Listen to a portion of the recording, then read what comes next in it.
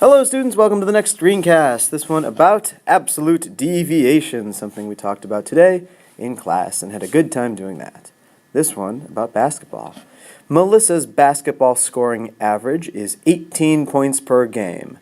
Her highest and lowest points per game were both 12 points away from the average. Remember, her average was 18 points per game. Find Melissa's highest and lowest points per game. Alright, so of course this is a pretty easy problem because basically what it's asking you to do is find her highest and lowest points per game, and if she averages 18 points per game and her highest was 12 points away and her lowest was 12 points below, basically it's asking you to add 12 to 18 and then also take 12 and subtract it from 18, which we of course can do fairly quickly in our minds, but let's use this absolute deviation formula learned in class. Now notice that we don't have the word specifically in here, absolute deviation, and the given value is something we also have to identify based on these numbers 18 and 12. Okay, well, how much is she straying from her average? In other words, how much is she going above and below from her average? In other words, how much is she deviating from her average? What is the absolute deviation? Would it be 12 or would it be 18? That's right. It's 12. So what we can do right here is we can remove this absolute deviation from the equation. Let's put it over here. And we can replace that with the number 12. Now, what is the given value? Well, think of the given value, as I said in class, as what is it kind of around? It's sort of the middle of the road in this case.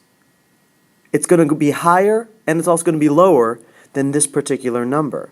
Well, if her average is 18 points per game, then that, ladies and gentlemen, must be the given value. So we can replace the given value with, of course, 18. And now look what we have here. We have an absolute value inequality. Now, again, I know that you probably already did the math mentally. You added 18 to 12, and you subtracted 12 from 18. Well, yes, that's exactly what we're going to be doing here, but notice that it still works with this absolute value equation. And it's going to work because let's use the idea that we have for absolute value equations right here. Here we make our split because we notice that there are no other things around the absolute value signs, and it's equal to a positive 12. So therefore we have two versions of this equation. We have x minus 18, remember always remove the absolute value bars, the vertical bars, once you have made your split, is equal to positive 12. And the other equation is x minus 18 is of course equal to negative 12. And now we have two equations, and we have to solve them both using the techniques that we've known how to do for quite some time. So solving the one on the left, because that's a negative 18, I'm going to add 18 to both sides, and of course in doing that, I get 12 plus 18, which of course is, that's right, 30. So then I'm going to solve the other one by doing the same thing. I'm going to add 18 to both sides, and so therefore negative 12 plus 18 does still give me a positive number, and that number is 6. So now we have her two scores, her highest and lowest scores. Which one is which? Well, of course, her highest score is she scored 30 points, which is 12 points above her average of 18. And her lowest score, which is pretty low, she averaged 6 points in another game, which is, of course, 12 points below 18. Thus, we have our answer right here. Her highest score was 30, her lowest was 6, with an absolute deviation of 12, with a given value of 18. Very, very good. All right, nice job. Here comes the question that you are going to solve.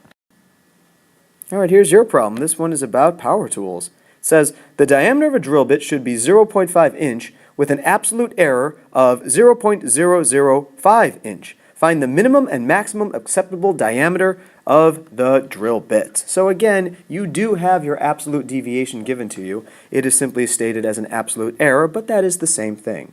And you have your given value.